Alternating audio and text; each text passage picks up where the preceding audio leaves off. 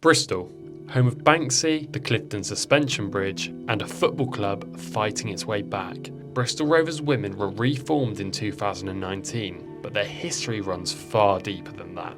The original guise of the team was formed in 1998, but funding issues meant by 2005 they had become Bristol Academy, and just over 10 years later, they were then taken over by arch rivals Bristol City, a bitter blow to fans who had followed the women's side since its formation. In 2019, after 14 years of no women's football representing Bristol Rovers, the Gas Girls were formed. Bolstered by the support of the Bristol Rovers Community Trust and inspired by a determination to bring women's football back north of the River Avon, this is their story. The excitement around it, knowing that we had a women's team back again, even though they weren't under the club, being able to have that presence again of a female Rovers team was huge. I've been involved with the Gas Girls now for over 5 years. I was part of the team that pulled the team back together back in 2019. In 2017, I went full time with the trust and was working heavily women's and girls football kind of programs, and realised there's no real kind of pathway. Well, how do I find elements of success or progression within women's football to help the game develop and grow? It's been an incredible journey supporting the Gas Girls since that day in September 2019 when I was getting lost in a suburb of Gloucester on my way to a community pitch to playing in the National League. I don't think I'd change anything. I think for me it's really important that Bristol has women's teams, not just the blue side but also the red side as well. And I think as a girl growing up who loved football and used to play,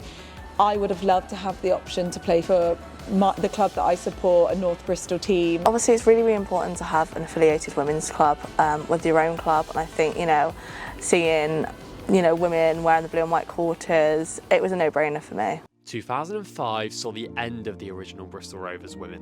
Quickly after, they became Bristol Rovers Academy, a side which competes in the Women's Champions League against Barcelona. Bristol Rovers Women's was around in the 80s, a very successful team, went on to have a very good FA Cup run, and they were very well known across the city.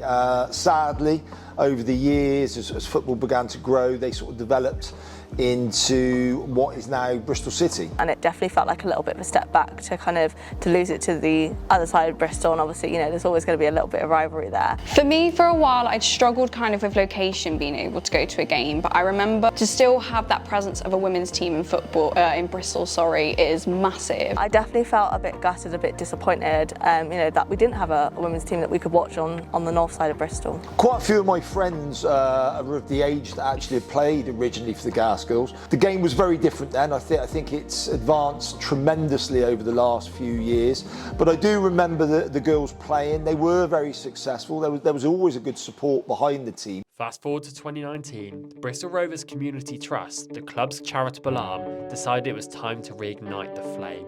The Gas Girls were reborn, starting from the very bottom of the women's football pyramid. So it was really, really important to us here at Rovers that we had our own identified group of female players. The history is obviously what we're built around. We wanted to make sure we paid homage to that. I think it's been a long time coming to have the girls under the same umbrella as the men. It's something that is progressive. We see a lot of football clubs across the country that now have professional women's teams. Just amazing to see the transformation. That the core of the club is still there. Obviously it's been passed from the community trust. That bobbly pitch in a suburb of Gloucester, that just sticks in my memory of just how far the club has come in such a short space of time. And in the early stages, it wasn't just about winning football matches. It was a lot more about community, it was about participation, it was about inclusion. And those first few formative years of the club, that's what we really tried to push. We wanted to get young girls playing football, and that was sort of the main impetus behind the club. Success then followed that. It felt like a long time coming, and I think obviously trying to have that one club ambition, I think, you've kind of got to show it, and I think, having the women's team was definitely a good first step in the right direction. Nathan said to me 5 years ago, he said, I'd like to be in the National League in 5 years. And I have to admit, at the time I thought that was potentially a dream, but as season went on after season, the team kept improving, got stronger and stronger. I was delighted to see it this end of last year when we actually got that final promotion into the National League, and it's delighted. I'm delighted for the players, the fans, and all of those volunteers. For us, there's got to be more in Bristol for the women's game. So that's why I'm delighted for us to be in National League. I think there's not enough teams in around Bristol that are at this level.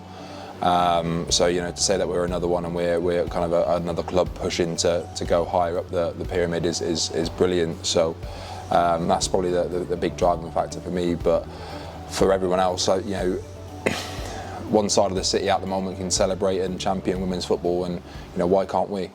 At first, they played on local pitches, wherever they could find space, but their determination was unmatched. Game by game, goal by goal, they began to climb the ranks. The jumps in the women's game are massive. We saw that from going step 6 into step 5, and it taking a little bit longer than what we were hoping or thought it could do in terms of getting into step 4. But and I'm sure we're gonna find hiccups along the way. We've really seen that bond within the women's team. It's such a tight-knit group of girls, and they've proved that when you work together, teamwork, and have that ambition, you can achieve anything, and we've seen that with those promotions. When you see what the Red Side have done, they've just recently been in the WSL, we can definitely achieve the same if we really back the girls. Obviously we need gas heads to be coming down and watching them and supporting them. If we carry on the way we have done with the last 5 years, then ultimately passion is gonna be what pushes us over the line. The greatest thing for me was the success for those people that put all the hours in behind the scenes. They weren't paid for anything. So to see the rise up through the leagues, obviously COVID put us on a little back foot when the league was sort of postponed that year. But apart from that, we've seen back-on-back promotions. We've had during that time, obviously, cup success as well.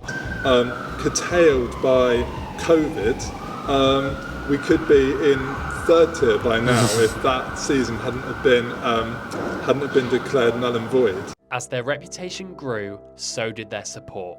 This meant the ownership of Bristol Rovers men's side had to stand up and applaud.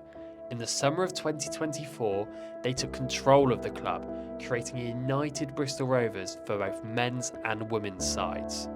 It needs to be remembered that City, who last year were in the top flight, of course, Gas Girls and City are almost meeting now. We didn't want to be too snobby about where we played and how we played, and there was different pitches that we would played on. One of the first couple of pitches that we played on, but 3 months prior to us playing was an allotments. And you can go there and there's a cabbage basically growing out the pitch, and you're thinking, oh, okay.